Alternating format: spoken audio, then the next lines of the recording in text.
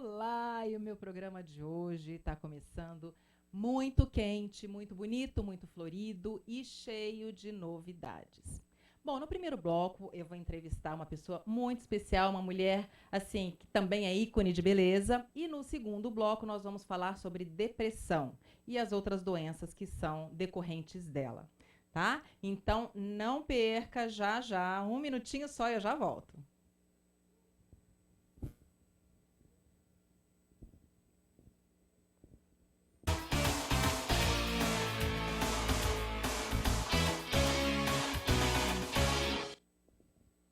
Bom, gente, a minha entrevistada agora, ela é linda, ela é maravilhosa, ícone de beleza, jornalista, profissional competentíssima.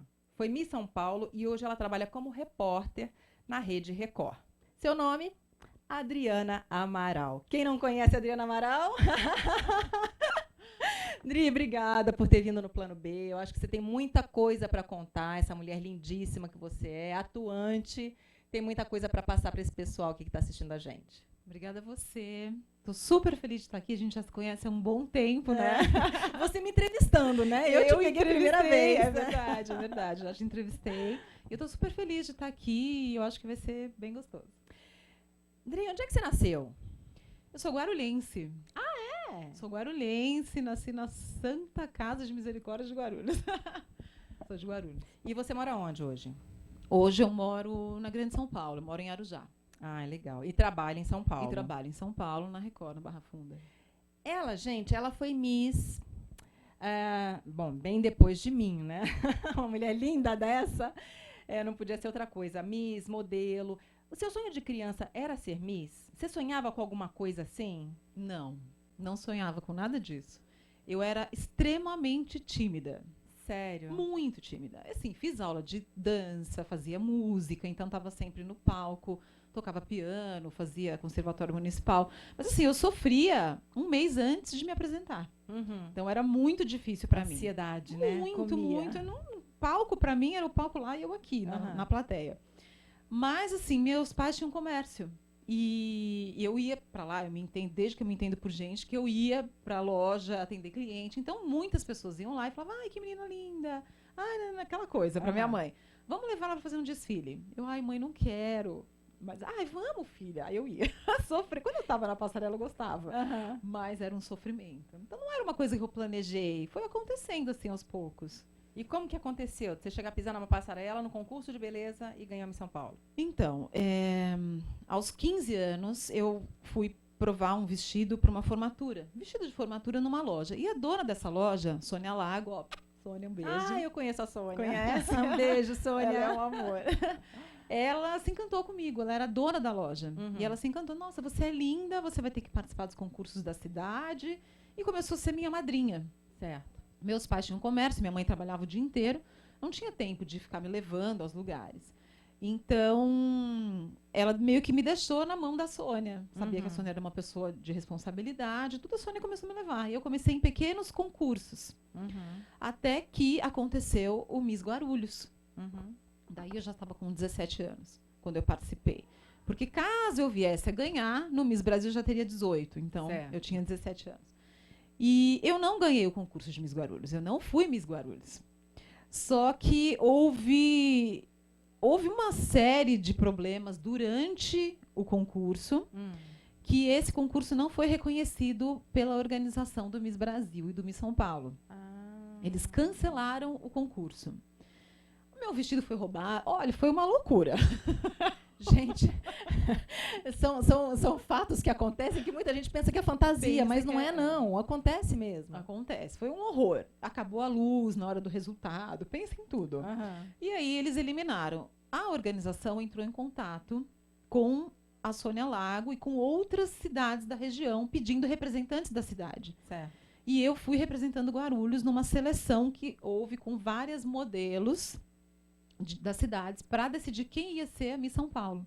Então, a Miss São Paulo foi escolhida numa seleção de modelos, na verdade. Entendi. Entendeu? E aí eu fui parar no Miss São Paulo, ganhei, fui parar no Miss Brasil e fiquei lá entre as 6 no Miss Brasil. E você acha que o concurso já te abriu portas para esse universo de moda, publicidade? Abriu. Abriu porque ficamos 10 dias confinadas, num hotel em São Paulo. O concurso de Miss Brasil foi realizado em São Paulo. Então, ficamos 10 dias num hotel em São Paulo. Durante esses 10 dias, várias pessoas iam jantar com as misses, enfim, nós tínhamos vários compromissos. Entre eles, o Gustavo da Mega, várias pessoas de várias agências. E eu já fazia o estilo modelo, eu não fazia muito o estilo Miss. Porque eu era magra e alta, eu não era assim cheia de curvas e tal. Você está dentro do perfil de concurso atual. Porque na minha época tinha que ter curvinha, né? Então tinha. Eu peguei meio que essa transição. Meio que hoje elas estão bem magras e tal, né? Eu peguei meio que a transição. Então todo mundo falava, a São Paulo é modelo. A São Paulo é modelo. E aí, de lá do concurso, eu já saí para uma agência. E você acha que a beleza ela é importante para abrir, para te dar oportunidades, ou o talento é mais importante? Eu acho que as duas coisas. A beleza, num primeiro momento, ela te abre portas. Mas se você não tiver talento e não sustentar aquilo, você cai muito rápido. Porque ao mesmo tempo que você entra pela beleza, você é julgada pela beleza também. Sim. Então, se você é bonita, você deve ser burra. Ela não pode ser bonita e legal, inteligente. Não, impossível. Então você tem que provar muito mais. Então, no primeiro momento ela abre a porta, depois ela te dificulta. Então, o talento, você sabe exatamente o que eu estou falando. Mas eu quero ouvir de você, porque eu sou uma para falar. Nós já somos duas, né? Somos. É incrível como existe um preconceito, é engraçado. A gente não pode ser bonita e inteligente e ter conteúdo e saber algo mais, porque é muito. É muito. Para uma mulher bonita. Infelizmente, né? Porque a beleza, ela abre portas, né? Com muita facilidade.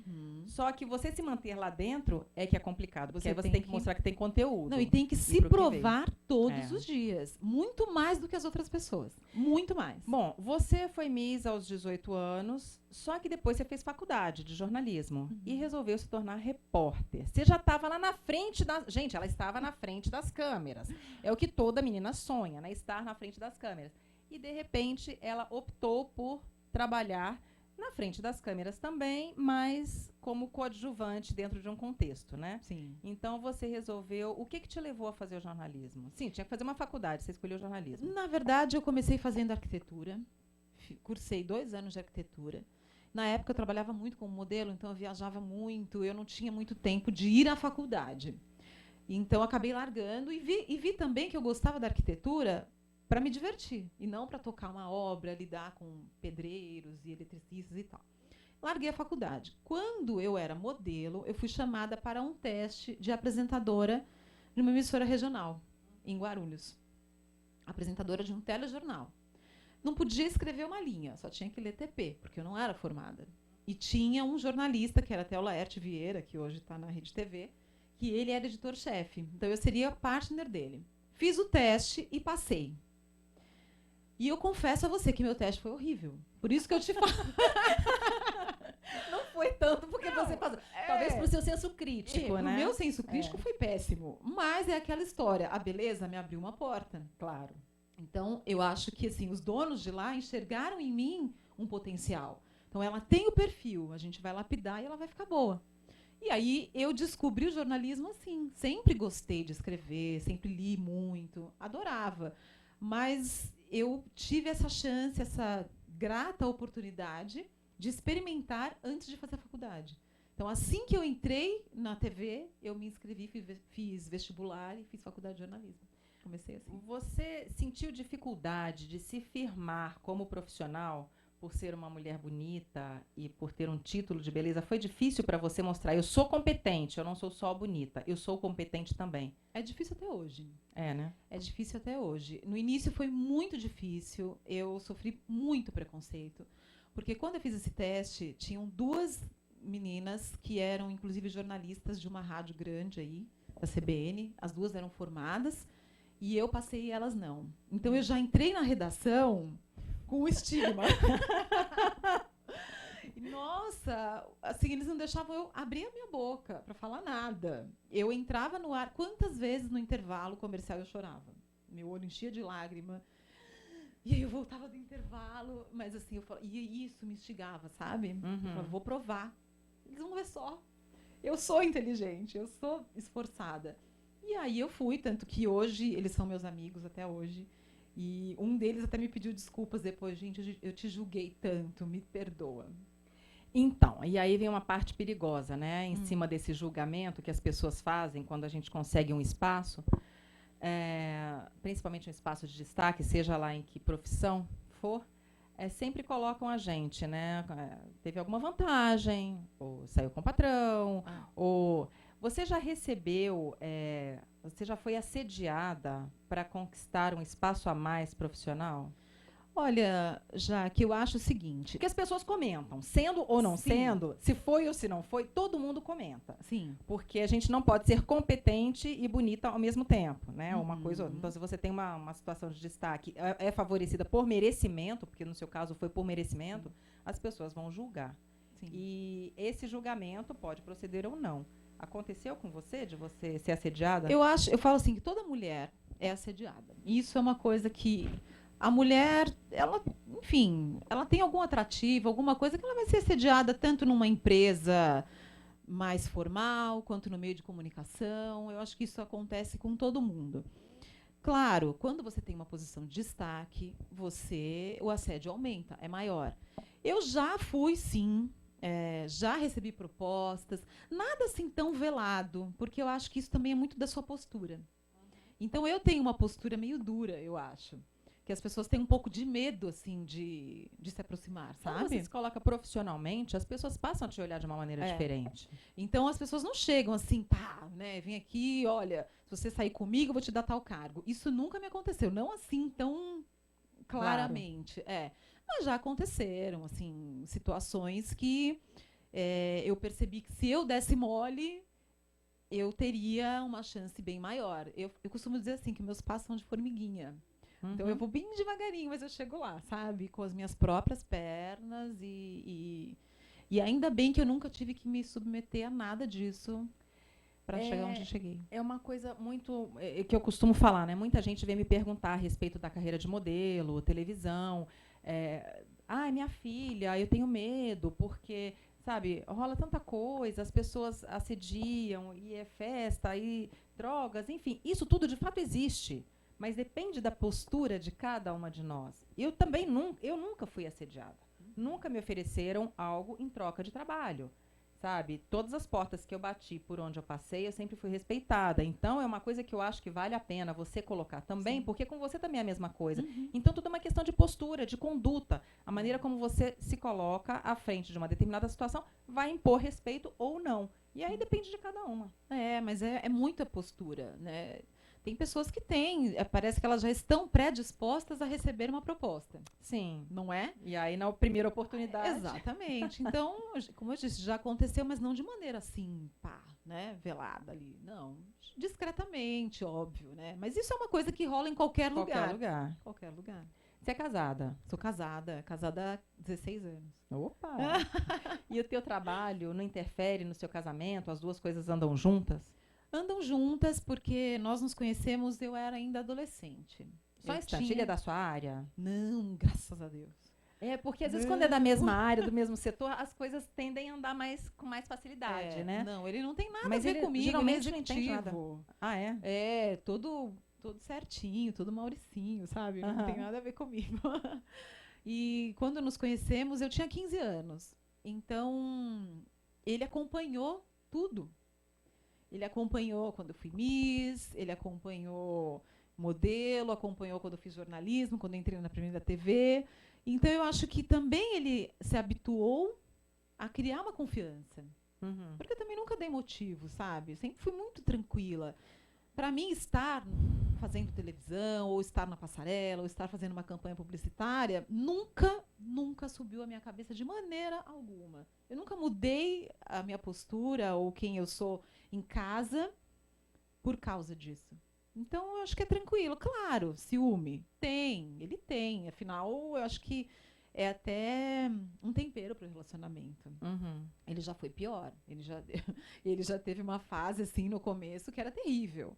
Eu estava num desfile que era fechado apenas para convidados ultra VIPs, de repente eu estava na plateia e ele aparecia. Eu falava, como você conseguiu entrar aqui? Ele entrava. Mas agora tá suave. E porque é bem uma coisa complicada, né? Se a pessoa já não é da tua área e se o marido, muitas pessoas eu conheço que acabam inibindo a carreira por conta do relacionamento, para não ter problema de relacionamento. Por isso que eu te perguntei, porque ele já não é da sua área e ele ainda se comporta de maneira madura, né, para permitir que você trabalhe dentro da sua área. Isso daí é muito bacana. Parabéns. É lógico que de vez em quando, eu não vou dizer que tudo é um mar de rosas. Rola às vezes um ciúminho aqui. Ai, mas por que você vai lá? Mas eu procuro passar uma confiança para ele. Eu acho que isso é a base, é o que faz a coisa dar certo. Você tem 2 filhas? 2 gatas lindas. Ai, que idade? Pietra tem 11 e a Greta tem 6. Alguma das 2 pretende seguir os seus passos? Então, a Pietra, todo mundo diz que ela é muito parecida comigo, até fisicamente. Ela gosta muito. Eu vejo que ela se espelha bastante. Ela acabou de participar de um concurso de Miss. Ela ganhou Miss Juvenil. Ela adora. Assim, eu não sei se... Ela fala que jornalismo ela não quer. Mas ela gosta dessa coisa de ser artista. Ela canta muito bem. Que legal. Tem uma voz lindíssima. Eu estudei música há muitos anos, né? Então, eu acho que também isso é uma carga genética. Ela canta muito bem, é super afinada, ela dança bem, ela interpreta bem. Nossa, os vídeos que ela faz, ela dá de 10-0 em mim. Olha, e vocês apoiam a escolha dela, tanto dela quanto da outra também. Porque eu acho assim que no futuro a vida vai ser dela. Se você perguntar para mim assim, você gostaria que ela fosse artista? Eu te diria, não. Não, porque eu acho que é sofrido, sabe? Eu acho que você lida muito com o ego e isso é muito difícil de administrar. Mas se é uma coisa que ela quer, jamais vou dizer para ela não faça. É a vida dela, né?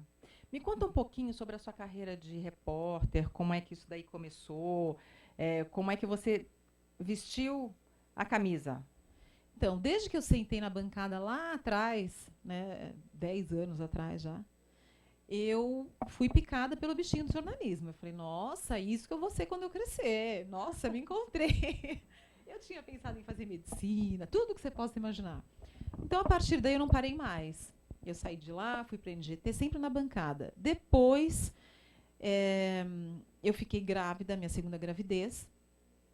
E foi muito engraçado. Eu vi um anúncio, já estava fora da TV. Dei um tempinho, fiquei uns 2 anos fora da TV. Eu vi um anúncio na internet, procura-se repórter para um programa, mas ninguém falava qual era o programa. E eu falei, vou lá ver o que é isso, né? De repente, e fui tão despretensiosamente que foi incrível, porque eu não tinha indicação de ninguém, não tinha nada. Fui. Chegou lá, fiz uma entrevista, o diretor me perguntou assim, você tem filhos? Eu tenho 2. Já era um ponto negativo, né? De qual idade? Eu falei, uma de 6 anos, uma de 6 meses. Ele disse assim, mas e aí, você amamenta? Eu amamento. Você mora onde? Eu falo, moro a 70 quilômetros daqui. Olha, foi uma coisa, Jaque, inacreditável. Aí eu virei, eu falei, não tenho a menor chance, né? Um monte de gente disputando a vaga. Bom, era pro programa Fala Que Eu Discuto, que passava na Record. Só que não estava escrito isso no anúncio, porque senão vai muita gente. Eu não sabia. Fui embora, falei, quando eu estava saindo, fechei a porta, voltei. Falei, olha aqui, é o seguinte, eu sou mãe, eu tenho 2 filhas, eu amamento, eu moro longe, mas isso não quer dizer nada. Eu sou ótima profissional, eu estou aqui para trabalhar, minha filha tinha 40 dias, eu já estava trabalhando, então você não vai deixar de me escolher por causa disso. Aí eu ganhei a vaga. Tá vendo? Ainda bem que você voltou. Isso é persistência, gente. Você não pode largar aquilo que você quer, aquilo que você acredita. É verdade. Deu um insight lá, ela falou, não, quer saber, eu vou voltar e vou me defender. Você defendeu eu me a defendi, sua causa. defendeu a sua honra, defendeu a sua imagem, o seu trabalho, o seu profissionalismo. Parabéns.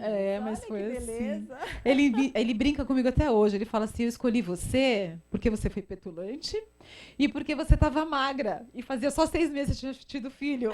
Então você era uma menina esforçada. Ai, que maravilha.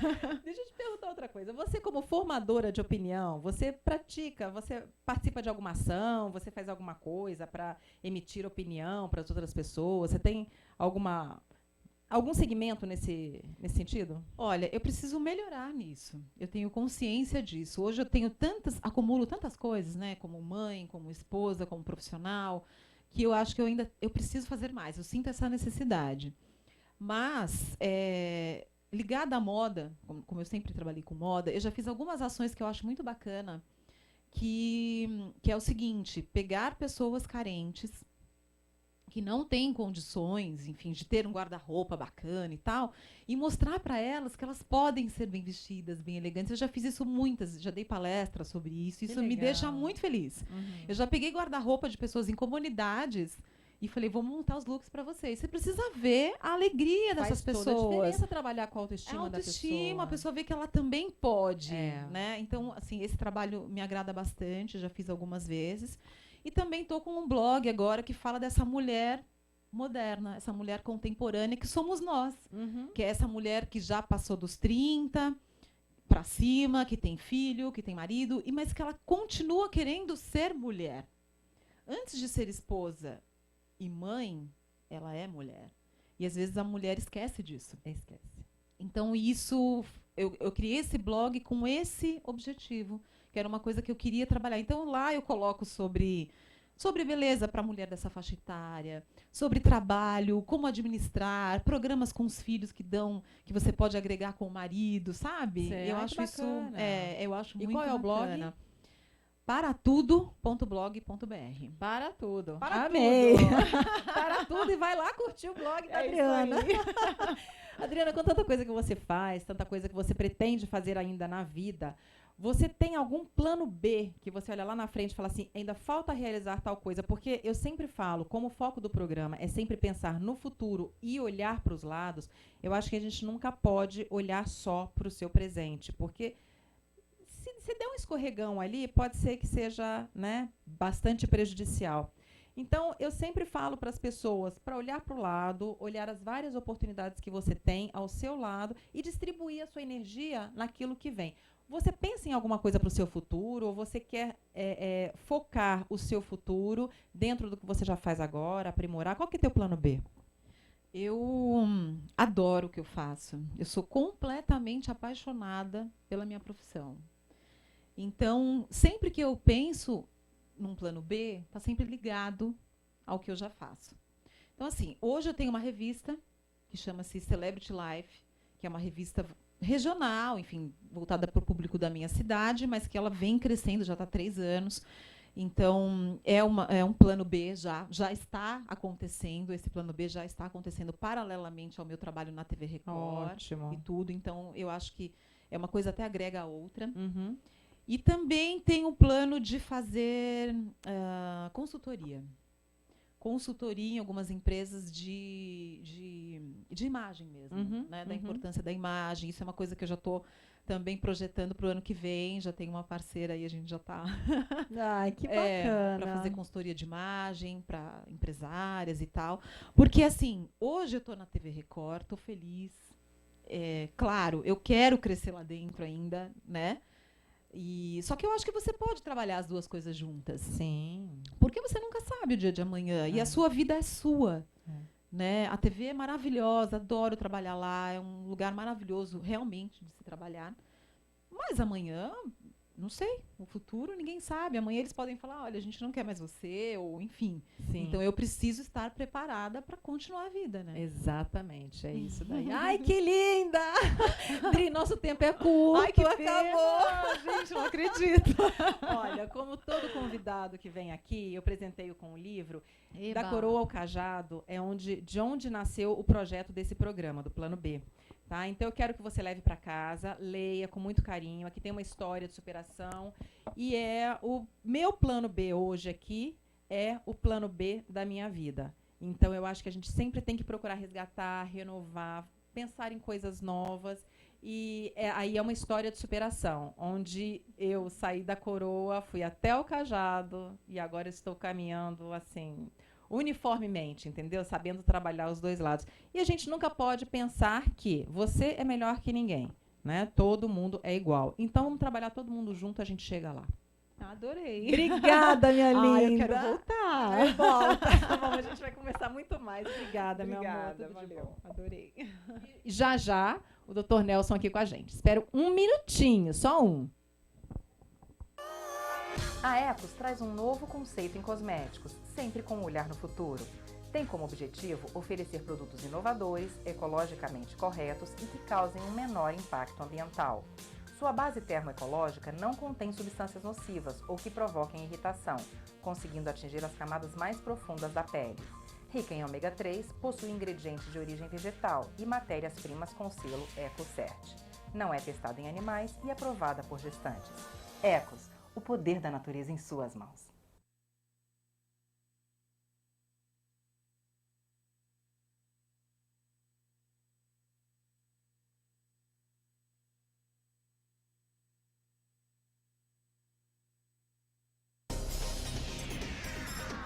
Há mais de 30 anos proporcionando saúde e bem-estar a seus clientes, a clínica Beauty Smile oferece muitas possibilidades para que você encontre o sorriso que procurava. Implantes, aparelhos ortodônticos de última geração, substância botulínica e as famosas lentes de contato estão aqui te esperando. O Dr. Wagner Calmon, responsável pela equipe médica, também é responsável por muitos sorrisos famosos que você já viu na TV. Cuidar dos dentes e da estética facial são especialidades dos profissionais desta clínica. Sorria como os artistas na Beauty Smile.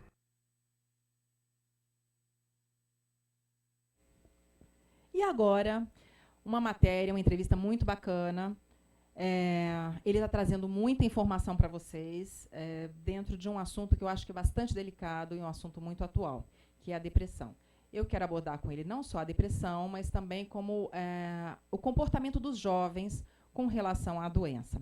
O Dr. Nelson Raspes, ele é psicólogo e especialista em múltiplas dependências. Então, o assunto de hoje é a depressão, Dr. Nelson, e as doenças decorrentes dela. Inclusive o uso de drogas, que você é especialista, né? Com certeza. É um prazer mais uma vez estar aqui, Jaqueline, do seu programa. Muito Agradeço obrigada. muito pelo convite e a gente tem acompanhado o sucesso do programa. Então, vamos aqui discutir mais um pouco sobre esses temas tão importantes, né? Pois é, então. Nós sabemos que a depressão é o mal do século e as pessoas continuam negando que ela existe, né? Dizendo que depressão não é doença. Como é que você está vendo isso lá na tua clínica? Olha, Jaqueline, eu vou dizer, baseado na minha experiência já de mais de 20 anos, né, que eu já trabalho na área, eu acho que existe sim um certo preconceito ainda em admitir que está com algum problema emocional. Mas eu tenho percebido ao longo dos anos, principalmente nos últimos 5 anos, mais ou menos, uma mudança de conceito, porque a partir do momento que eu passei a ter mais procuras no consultório e no trabalho onde eu tenho, deu para perceber que as pessoas estão mais conscientes. Estão mais conscientes, aceitando que têm algum problema emocional envolvido. A família ou o paciente? Tanto a família quanto o paciente. Mais em si o paciente, porque a procura hoje em dia para tratamento psicoterápico é uma coisa gigantesca. Apesar de toda a crise, e aliás, além da crise, né, que também está contribuindo muito para isso. Bom, como a gente já sabe, a Organização Mundial de Saúde já informou, a depressão entre os jovens é a segunda causa de mortes entre os jovens. Isso é muito sério. É verdade. E nesse caso, que é tão preocupante, né? Como é que você vê isso lá no teu consultório? Como é que você consegue identificar um paciente, ou como é que ele consegue se identificar como sendo uma pessoa depressiva, sendo que é uma pessoa tão jovem e ela não se conhece ainda, né? E a família, como é que ela entende isso para chegar e conduzir o jovem até lá? Aí é uma questão interessante, porque a gente vê que o público adolescente tem aumentado muito. Mas existem alguns sinais que a gente consegue detectar a questão da depressão. Por exemplo, a pessoa ela pode ficar apática por várias semanas, por vários dias, começar a ter insônia, uma irritabilidade constante, pessoas que são extremamente preocupadas com tudo, pessoas que não conseguem administrar seus problemas, suas dificuldades. E também no âmbito mais neurológico, também os químicos cerebrais, né, a noradrenalina, a dopamina, também acaba sendo responsáveis também por ter essa disfunção que causa a depressão. Essas são apenas alguns hormônios que eu te falei, mas existem outros que contribuem também para a questão da depressão. E como é que você dá essa notícia para o teu paciente quando ele chega lá e você percebe, né? Constata que o diagnóstico é depressão, como é que você dá essa notícia? Então, eu pelo menos faço assim, uma primeira, segunda conversa, eu sinto como é que é o paciente, porque a gente já tem um certo feeling, né? Então a gente já consegue manipular bem a situação de uma forma positiva. E os próprios relatos que a pessoa já vai trazendo. Então eu já vou pontuando pequenas situações para ele, que é para ele começar a refletir, olha, está acontecendo isso com você, tal, tal, tal. Você não acha que você está depressivo? Eu não entro na depressão propriamente dito, porque depressão é uma palavra muito forte. Então eu falo, olha, você está com sintomas depressivos e se você não tomar cuidado pode entrar no processo de depressão. Então se você não tomar cuidado e tomar medidas de precaução, e a gente vai fazer um auxiliar aqui, um trabalho auxiliar, você pode vir a ter uma depressão mais forte. Eu estou te perguntando isso porque é muito sério, gente. Eu tive depressão e o médico, quando ele me deu o diagnóstico, ele me falou na lata. Falou, você está com depressão. Quando ele falou isso para mim, eu falei, eu não estou com depressão. Ele falou, não, você está com depressão. E eu caí numa crise de choro no consultório, assim, compulsivo. Foi a minha primeira crise de choro. Por isso que eu te perguntei. É uma situação muito delicada. Muito delicada. Porque é uma doença que já sofre preconceito. E ainda mais, dando uma notícia dessa, às vezes ele vai lá, porque a pessoa, ou a mãe está levando o adolescente por um motivo ou por outro, e quando vê, não quer nem aceitar, né? Que o jovem está depressivo. É verdade. E quando vê, a situação já está concretizada e você tem que ter muito tato para poder lidar com isso, se a família tem preconceito. Na verdade você falou uma palavra interessante, que é o tato. Aí eu ia falar a questão da sensibilidade. Eu acho que tem jeitos de se falar que a pessoa está com uma doença, seja ela psicológica ou física, né? Que nem a gente passou agora pela questão do câncer, né? No Outubro Rosa, esse mês agora, o Novembro Azul, né? Você falar para uma pessoa que ela tem câncer não é um processo tão simples, né? Porque tem pessoas que cada um tem uma característica, uma sensibilidade diferente da outra. Então, o profissional, na minha opinião, assim, Jaqueline, eles já estão tão acostumados, habituados a falar isso, que eles já falam no automático. E eu procuro ser muito precavido com isso, porque brincar com o ser humano não é uma coisa tão simples assim. O álcool e as drogas estão relacionadas a um quadro depressivo? Estão. Tanto a depressão pode trazer problemas de dependência química, quanto também as drogas podem trazer quadros psiquiátricos. Haja vista que, ainda mais agora com a crise que nós estamos passando, são 12 milhões de desempregados hoje no país. Aumentou absurdamente o caso de alcoolismo. Principalmente para homens, né? Os homens, quando eles querem fugir de alguma situação de risco, uma situação limite, eles recorrem ao álcool. E aí, quando entra numa roda viva, e é muito mais difícil, porque a mulher, eu acho que ela é muito mais fácil aceitar um quadro, um diagnóstico de depressão do que um homem. O homem tem a questão, acho que ainda a questão do orgulho, né? Sim. Porque aquela coisa de eu sou homem, eu resolvo minhas coisas sozinho. Isso não acontece comigo, isso não acontece comigo. Ainda tem gente que fala que isso é frescura. Mas eu vou ser muito franco para você. Eu tive um crescimento muito grande também, a procura de homens para terapia. Atualmente, praticamente 70%, 80% do meu público é homem. Mesmo? Mesmo. Nossa, homens, olha, tiro o chapéu para vocês, porque até muito pouco tempo era o inverso, né? Exatamente. Porque os homens não aceitam sofrer desse tipo de mal emocional, psicológico, porque a mulher, como é um sexo frágil, né, considerado sexo frágil, é muito mais emoção do que a razão, a mulher acaba sofrendo muito mais com distúrbios emocionais. E o homem, por ser muito mais razão, ele não aceita sofrer essas oscilações emocionais e entrar num quadro depressivo. Foi por isso que eu falei que houve uma mudança de conceitos, até uma mudança de paradigmas, né? Então, tem dias, por exemplo, que é das 8 da manhã até o final do dia, se eu tiver 2, 3 mulheres, é muito. É mesmo. E com relação aos jovens? Os adolescentes também aumentaram. Os adolescentes também estão vindo mais para a terapia. Alguns resistem, mas o que está pegando muito na questão da adolescência, Jaqueline, não é necessariamente a questão das drogas, pelo menos no meu público-alvo, tá? A maioria também são homens, os adolescentes que eu atendo, a partir de 15, 16 anos, que eu estou atendendo atualmente esse público. Alguns passam por bullying, que leva também a um quadro depressivo, passam por conflitos familiares, separações conjugais, que não são bem elaborados pelas famílias. E a questão das drogas, obviamente, porque a questão das drogas hoje em dia é muito fácil para o adolescente. Hoje em dia, qualquer balada, qualquer barzinho, eles misturam álcool com energético, entre outras coisas, que se eu for contar aqui, a gente vai longe. Era exatamente isso que eu ia te perguntar. O que é que leva o jovem ao consultório? Qual seria o motivo que levaria o jovem a ficar doente emocionalmente?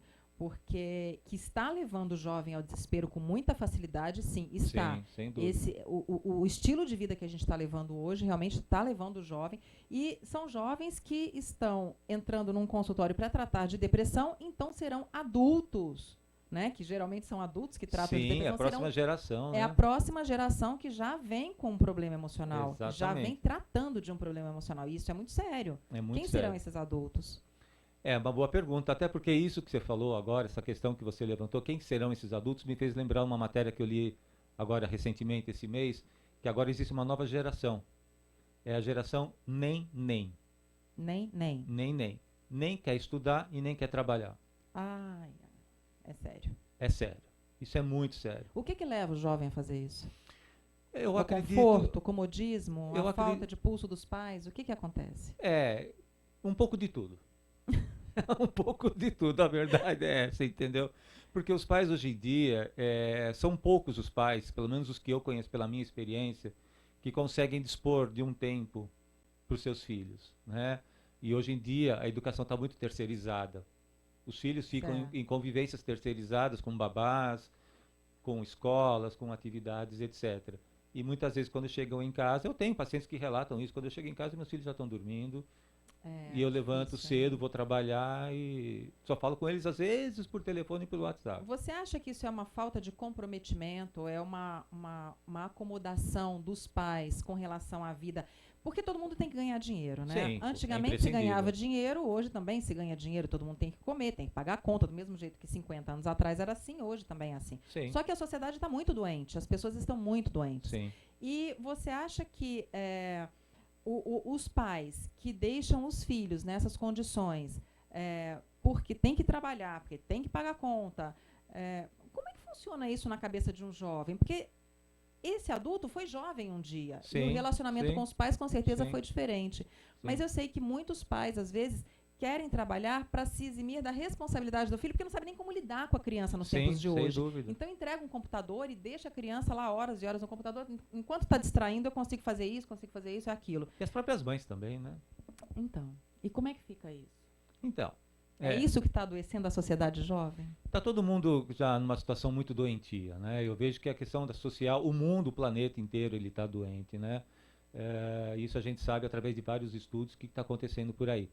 Mas a questão dos pais, Jaqueline, eu acho que é assim, ainda mais nós que vivemos aqui na cidade grande, São Paulo, né? Estamos aqui no grande ABC, tudo, está tendo uma cobrança muito grande, questão de trabalho, de pressão, e os próprios adultos estão com dificuldades de equilibrar essas questões, né? Então, com essa crise que está acontecendo, hoje os pais têm mais, eu acredito, pelo menos eu vejo pela minha experiência, têm tendo mais dificuldades. Quem tem filhos pequenos, ok, alguns estão conseguindo acompanhar desde quando nasceram até agora. Mas os adolescentes, propriamente, eles também até querem ter uma vida um pouco mais independente dos pais. Mas os pais, é uma coisa que eu sempre falo, independente que os filhos queiram ter a sua própria vida, que, lógico, eles vão ter a vida deles, mas a questão do diálogo, que eu enfatizo todas as vezes que eu participo de algum programa, né? A questão do diálogo é imprescindível. Não havendo diálogo sobre tudo hoje em dia. Com adolescente você pode falar praticamente tudo. Esse adolescente está fadado a ter problemas sérios lá na frente. Hoje em dia o relacionamento dos pais, das mães com os filhos é muito mais próximo do que há 50 anos. Porque naquela época eu acho que se devia muito mais respeito, né? Se tinha muito mais. Então você sabia até onde você podia ir. Dali para frente você já sabia que não podia ir, porque senão você ficava de castigo, você apanhava. E hoje em dia não, os filhos têm muita liberdade com os pais. E isso é bom e isso é ruim também, porque os filhos não tratam a gente, os pais, como pais, tratam como amigos. E Sim, isso sim, tira um pouco aquela distância, a questão do respeito, meu pai, minha mãe, sim, e sim. mexe muito. Então, eles acabam tendo liberdade demais É verdade. e acabam não respeitando e não acatando até as orientações que a gente passa, né? Porque, não, minha mãe falou, mas é bobagem. Coisa que quando eu escutava minha Pois mãe, eu é. falava, minha mãe falou, então eu tenho que prestar atenção. Né? E isso também adoece, isso também é porque eles estão sem limites, estão Sem testando regras, os sem próprios limites. limites, né? Exatamente. Eles querem aprender sozinhos, então os pais também é aquela coisa. Os filhos não ouvem mais os pais hoje em dia. Os pais falam, não faz isso, não faz aquilo, tal, tal, tal. Eles não dão muito, são raros os que dão ouvidos, realmente. Famílias um pouco mais funcionais, estruturadas, conseguem ter esse tipo de equilíbrio dentro de casa, havendo diálogo, havendo a própria questão, por exemplo, de um almoço, jantar entre família. Aham. Que hoje em dia é mais fácil você ver televisão comendo do que sentar na Ah, mesa. é. Ou até mesmo ter televisão na Copa, né? Já O tem a que eu televisão na Copa. condeno piamente, É. né? Eu condeno. Para mim, televisão é só assim, para assistir depois que todo mundo já comeu, já fez suas E o coisas. celular na mesa? Menos ainda. É um problema sério, né? Menos ainda. Me fez lembrar um filme antigo que era As Patricinhas de Beverly Hills, Aham. que uma mesa gigantesca, né, das pessoas, a família, um ligava da outra ponta para o outro, já naquela época, né? Mas outro dia eu peguei os meus filhos discutindo no sofá, assistindo televisão, eles discutindo pelo Aí, você WhatsApp. tá vendo? Eles estavam brigando pelo WhatsApp. Eu falei, gente, vocês não abrem a boca pra falar. Eu só percebi que estava rolando algum estresse ali quando um deles se manifestou verbalmente. Eu falei, mas o que está acontecendo? Pô, mas você é isso, você é aquilo. Aí eles resolveram abrir a boca, porque até então eles estavam discutindo pelo WhatsApp. Dentro de casa. Sentados no sofá, um do lado do outro. Pronto. Não, é enlouquecedor, vamos combinar? Pronto. É Pois é. enlouquecedor. E me preocupa muito, porque essa questão da internet, que foi até uma matéria que a gente fez, É já fiz verdade. uma matéria com o Dr. Nelson antes, sobre os vícios, né, a dependência da internet, dos jovens da internet, é uma coisa muito séria isso. Mas Muito vamos sério. voltar aqui na depressão. Vamos. Inclusive, também a dependência da internet, ela pode ser um fator que desencadeia depressão. Hoje em dia, aliás, eu falo que hoje em dia o mundo moderno tem vários vícios. E a questão da internet não é diferente, das drogas não é diferente. Então causa sim. Por quê? Porque a pessoa ela criou um mundo fechado na vida dele. E quantos adolescentes que eu não atendo com dependência de internet que trocam o dia pela noite, não comem, não se alimentam direito, e aí quando vem pra gente, não sabe o que é o mundo, o que é a vida, então começa a ter um choque de realidade muitas vezes que ele não consegue enfrentar. Uhum. Entendeu? E também haja visto, que é importante enfatizar isso também, Jaque, que os pais também acabam sendo muitos exemplos disso, porque os pais também, tanto quanto os filhos também, tem essa questão da internet, do celular, do WhatsApp principalmente, que hoje em dia tem até grupos de apoio de WhatsApp. Ah, é? Em São Paulo tem, na USP, se não me engano, tem um grupo exclusivamente para tratar dependentes do WhatsApp. E não são só adolescentes não, adultos também. Então, um pai que dá um celular para um filho, ou um tablet, para ele ficar quieto, enquanto ele, por exemplo, está assistindo uma televisão, está vendo um jornal, coisas desse tipo, ele está condenando o filho a ser uma pessoa com sérios problemas psicológicos futuramente. E as pessoas não estão se dando conta disso. E as crianças estão vindo muito para terapia através de conhecidos, colegas que eu tenho, têm falado que muitas crianças de 3 anos de idade já estão passando por processo psicoterapêutico. É mesmo? 3 anos de idade. 3 anos E de como é idade. possível tratar uma criança de 3 anos de idade? É meio complicado, porque fazer um diagnóstico é muito complicado numa criança assim. Mas como a gente tem as técnicas lúdicas, né, através de desenhos, de atividades, de joguinhos e tal, a gente consegue fazer um pequeno diagnóstico baseado na anamnese que a gente faz na família. Certo. Que a gente conversa com os pais antes. Aliás, diga-se um pequeno parênteses, geralmente é a mãe quem vai. Uhum. O pai dificilmente vai para uma entrevista ou numa orientação psicológica, tá?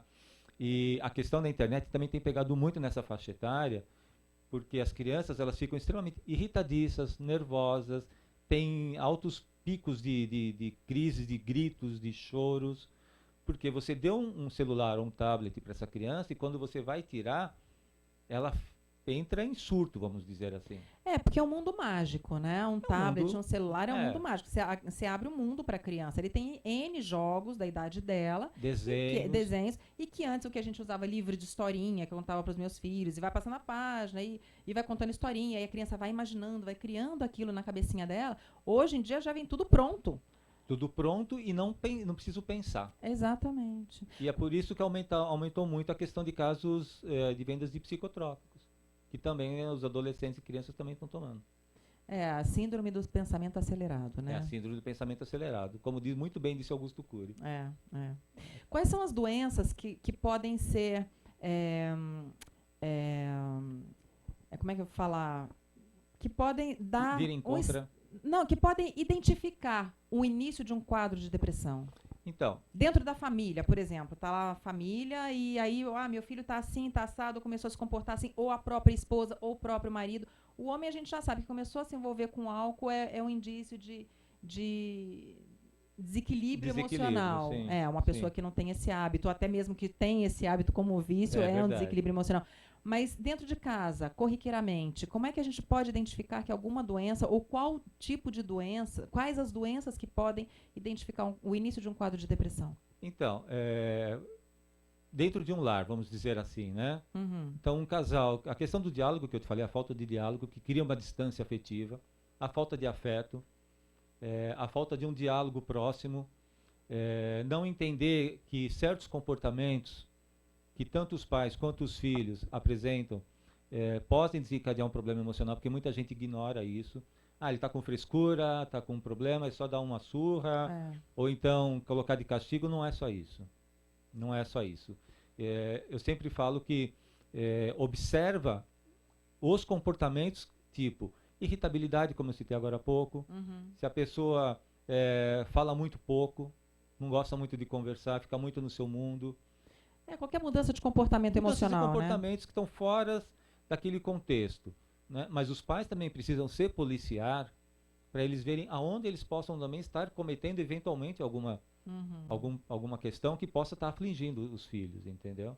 Que os pais muitas vezes não percebem. O problema está no outro. Bom, nosso tempo está acabando, infelizmente. É tanto assunto, né? Tanta coisa que a gente quer falar. Meu Deus do céu. Mas antes de você sair, antes de terminar a nossa matéria, eu quero te presentear com o meu livro. Opa, maravilha. Que também tem uma história emocional aí, também de superação. Eu quero que você leia com carinho, conheça um pouquinho da minha história, porque maravilha. É desse livro que nasceu esse programa. E antes de ir embora, Nelson, eu gostaria que você deixasse uma mensagem para essas famílias. Porque muitas vezes eu escuto, vai lavar um tanque de roupa suja, que isso daí é frescura, vai passar. Eu também. Então, eu gostaria que você mandasse uma mensagem para essas famílias para ficarem mais atentas, ou para um amigo, ou qualquer pessoa que possa estender a mão e ajudar a salvar uma vida, né? Eu queria que você deixasse uma mensagem. Claro, Jaqueline. Bom, eu acho que assim, uma mensagem importante para os pais hoje em dia é: observem mais e sintam mais os seus filhos, procurem deixar os problemas de lado, disponibilizem tempo, porque todo mundo fala que não tem tempo hoje em dia. Né? Tem tempo para um monte de coisa, mas tempo para não sentar ou aproveitar o tempo com qualidade, porque hoje em dia se questiona muito a questão, não tenho tempo. Mas se você chegar em casa, não importa o horário, você vai lá, dá um beijo, um abraço, filho, cheguei, filha, cheguei. Marca a presença. Marca a presença. Você passar uma mão na cabeça, dá um beijo, dorme bem, fica com Deus. Eu estou bem, já estou em casa. Isso já faz uma diferença. E aqui eu vejo aqui na capa do seu livro a questão da espiritualidade. Isso é imprescindível. Isso é imprescindível. Ter uma crença hoje em dia é imprescindível para manter os lares em união. Então, fica aí o meu recado. E obrigado, mais uma vez. Nelson, muito obrigada. Mais uma entrevista maravilhosa. Obrigado, que você já. Concedeu. Maravilha. Muita coisa para vocês pararem, para pensar, para introduzir dentro até do próprio comportamento, né, de casa, do trabalho, enfim. É bem isso, a proposta do Plano B é essa, de fazer pensar diferente a respeito de alguma coisa na vida. O meu livro, muita gente me pergunta, eu tenho ele disponível pelo Facebook e eu envio ele autografado. Então, qualquer coisa, entre no meu perfil do Face, Jaqueline Meirelles, e a gente se fala em inbox. E tem também o meu canal do YouTube. Você pode acompanhar esse programa aqui pela Up TV ou então no meu canal do YouTube, Jaqueline Meireles. Um beijo para você. Muito obrigada por ter acompanhado a gente. Espero que vocês tenham gostado e até a semana que vem. Um beijo.